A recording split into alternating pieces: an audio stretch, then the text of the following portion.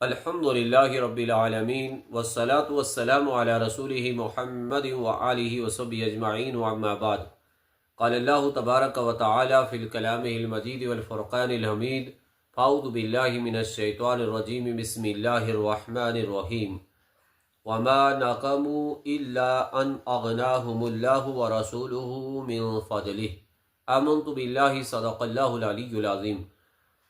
معزز و مکرم سامعین و ناظرین، السلام علیکم ورحمۃ اللہ وبرکاتہ۔ الصلاۃ والسلام علیک یا سیدی یا رسول اللہ وعلی آلک و اصحابک یا سیدی یا شفیعنا یوم الجزاء۔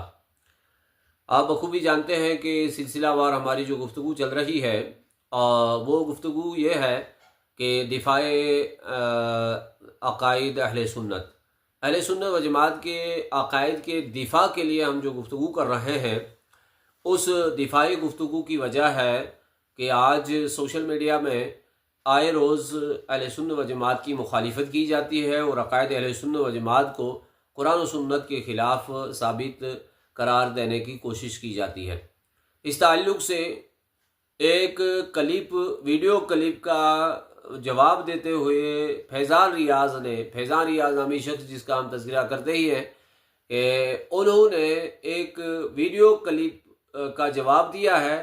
اس میں کسی شخص نے کہا ہے کہ عبداللہ شاہ غازی رحمۃ اللہ علیہ یہ طوفان کو روک لیتے ہیں، اور اس پر وہ بوکھلا گئے ہیں اور اسے شرک کہا ہے۔ تو دیکھیے موصوف کیا کہتا ہے، پھر ہم اس آیت کی روشنی میں اس کا جواب دیتے ہیں۔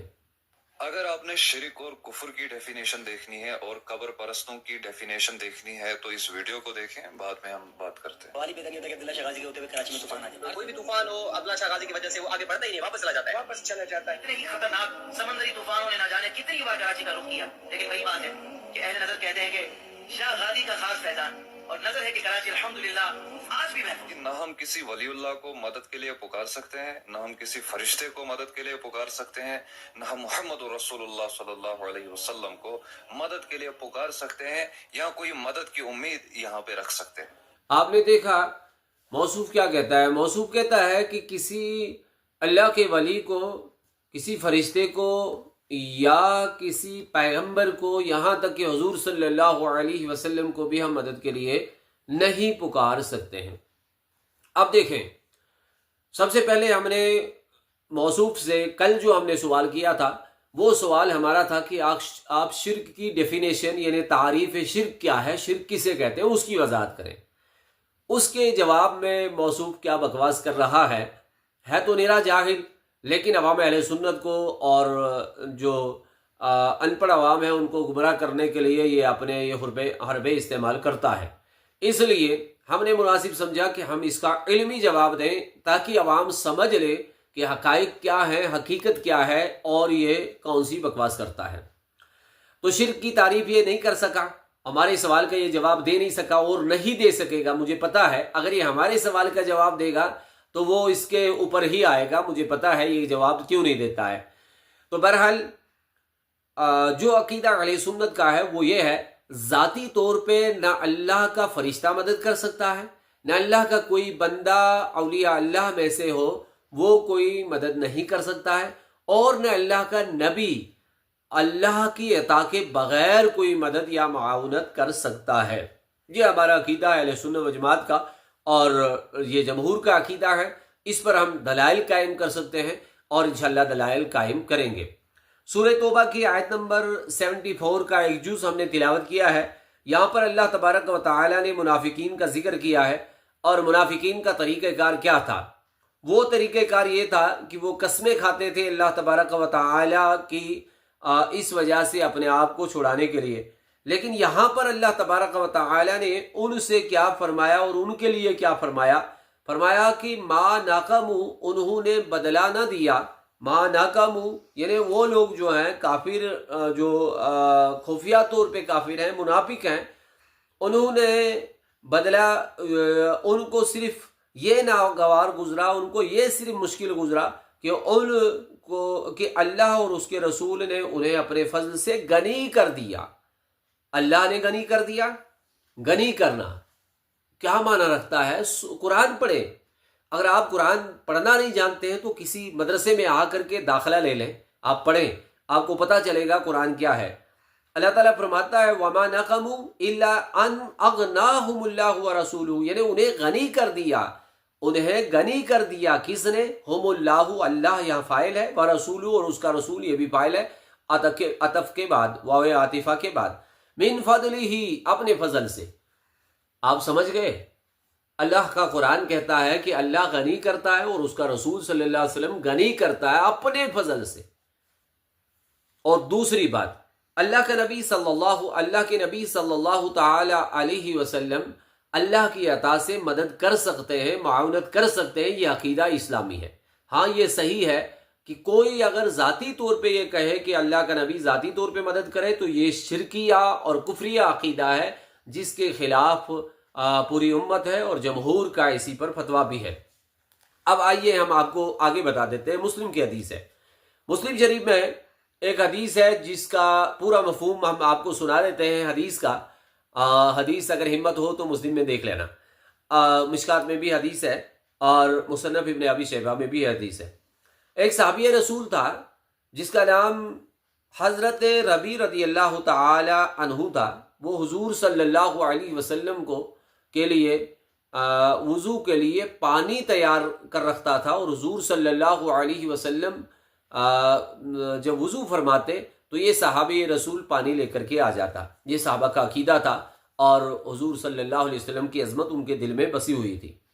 تو پھر ایک مرتبہ رسول پاک صلی اللہ علیہ وسلم نے فرمایا کہ سل، آپ مانگ لیں، آپ مانگ لیں۔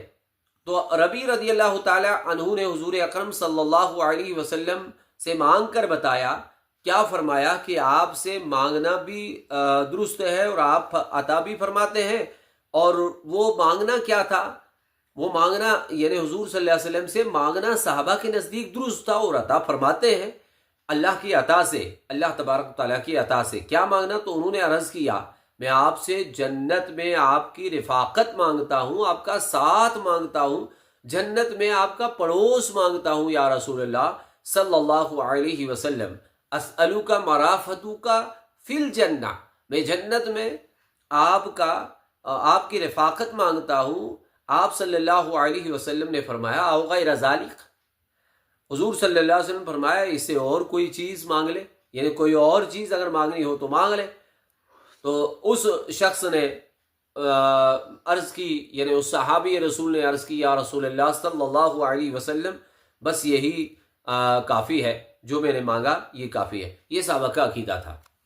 اب آپ کو پتہ چلا کہ حضور صلی اللہ علیہ وسلم غنی بھی کرتے ہیں اور صحابہ حضور صلی اللہ علیہ وسلم سے مانگا کرتے تھے، اس نیت سے کہ حضور صلی اللہ علیہ وسلم جو عطا کرتے ہیں وہ اللہ کی عطا سے عطا کرتے ہیں۔ اب آئیے اس پر آتے ہیں، کیا نبی کو اختیار ہوتا ہے مدد کرنے کا؟ کیا کسی اللہ کے ولی کو، کسی اللہ کے دوست کو، کسی صحابی کو یہ اختیار ہوتا ہے؟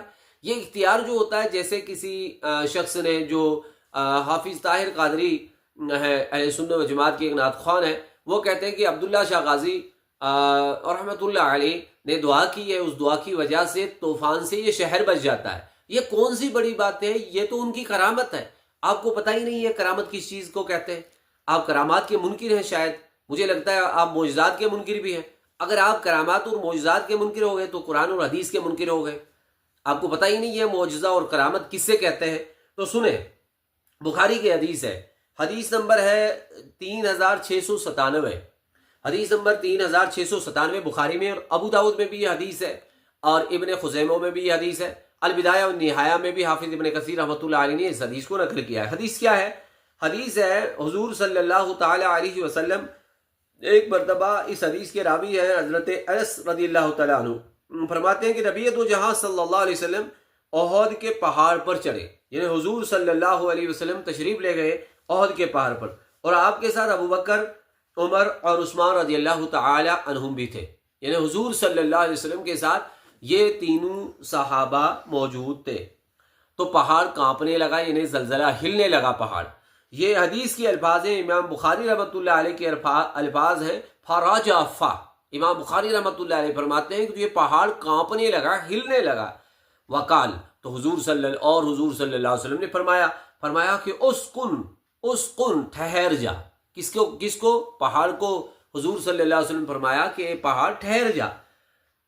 احد اظنہ ضربہ برجلہ، یعنی راوی کہتا ہے کہ مجھے گمان ہے کہ حضور صلی اللہ علیہ وسلم نے اس پہاڑ پہ اپنے مبارک قدم سے بھی مارا، یعنی پہاڑ کو قدم سے مار کے فرمایا رک جا، اسکن ٹھہر جا، برجلہ فلیس علیک الا نبی وصدیق وشہیدان. تجھے پتہ نہیں ہے تو کانپ رہا ہے، تو ہل رہا ہے، تجھ پر ایک نبی ہے. کیا تجھے معلوم نہیں ہے؟ تجھ پر ایک نبی ہے اور ایک صدیق ہے اور ایک شہید، 2 شہید ہیں. یعنی دیکھیے اس حدیث میں کتنی چیزوں کا جواب ہے. نمبر 1 یہ کہ آپ جو علم غیب کے منکر ہیں تو حضور صلی اللہ علیہ وسلم نے پہلے فرما دیا کہ صدیق ہیں، صدیق اکبر ہیں، تو چلو خیر. اور 2 شہید ہیں، ابھی تو حیات ہیں، احد پہاڑ پر موجود ہے. حضور صلی اللہ علیہ وسلم ان کی شہادت کی خبر دے رہے ہیں. حضرت صدیق اکبر اور حضرت فاروق اعظم رضی اللہ تعالی عنہ اور حضرت عثمان غنی رضی اللہ تعالی عنہ، یہ بعد میں دونوں شہید ہو گئے، تاریخ گواہ ہیں. اور اس کے بعد صحابہ کرام کے سامنے یہ فرمانا پہاڑ پہ اسکن، تو رک جا، تو ٹھہر جا. اس کا مطلب یہ کہ حضور صلی اللہ علیہ وسلم کو یہ اختیار تھا کہ حضور صلی اللہ علیہ وسلم پہاڑ کو کہتے آپ رک جاؤ تو رک گیا. اسی طرح بہت سارے احادیث اور بہت سارے آثار موجود ہیں جس سے یہ ثابت ہے کہ اللہ کی عطا سے اللہ کا نبی مدد کر سکتا ہے، معاونت کر سکتا ہے. یہ جائز ہے، یہ ہرگز ناجائز و ممنوع نہیں ہے. البتہ جو یہ عقیدہ رکھے کہ اللہ کی عطا کے بغیر کوئی نبی، کوئی ولی، کوئی فرشتہ مدد کرے تو یہ شرعاً بالکل ناجائز و حرام ہے. جیسا کہ قرآن پاک میں بھی موجود ہے، حضرت عیسیٰ علیہ السلام نے اپنے حواریوں سے کہا کہ اے حواریوں، اللہ کے دین کی مدد کے لیے کون آئے گا، کون اللہ کے دین کی مدد کرے گا. پوری آیت کا مفہوم ہے، طویل آیت ہے. تو حواریوں نے کہا نحن انصار اللہ، ہم اللہ کے دین کے مددگار ہیں. یہاں دیکھیے اللہ کے دین کے مدد، اللہ کا دین مدد کا محتاج ہے کیا؟ بڑی عجیب باتیں کرتے ہیں. آپ کو قرآن پتہ نہیں ہے کہ قرآن کیسے پڑھا جاتا ہے، احادیث کو کیسے پڑھا جاتا ہے. بس چند باتیں آپ یوٹیوب سے سن کر کے، فیس بک سے سن کر کے، چند تقریریں سن کر کے گمراہی کے شکار ہو جاتے ہیں. گمراہی سے بچیں اور استمداد اولیاء ہو یا دیگر عقائد اہل سنت ہو، ان پہ انگلی نہ اٹھائیں بلکہ اس سے بچنے کی کوشش کریں. میری ہمیشہ آپ سے یہی ریکویسٹ ہے کہ آپ بچیں، ان چیزوں سے بچیں، ورنہ اس کا نتیجہ جو ہے ہم انشاءاللہ علمی جوابات دیتے رہیں گے انشاءاللہ. الحمدللہ اہل سنت و جماعت جو ہے اتنے گئے گزرے نہیں ہے کہ آپ کو جواب نہیں دیں گے. انشاءاللہ ہم جواب دینے کے لیے کل بھی تیار تھے، آج بھی تیار ہیں اور انشاءاللہ آئندہ کے لیے بھی تیار رہیں گے. اللہ تبارک و تعالی تمام گمراہوں کی گمراہی سے اہل سنت و جماعت کو بچائے. آمین بجاہ النبی الامین صلی اللہ علیہ وسلم.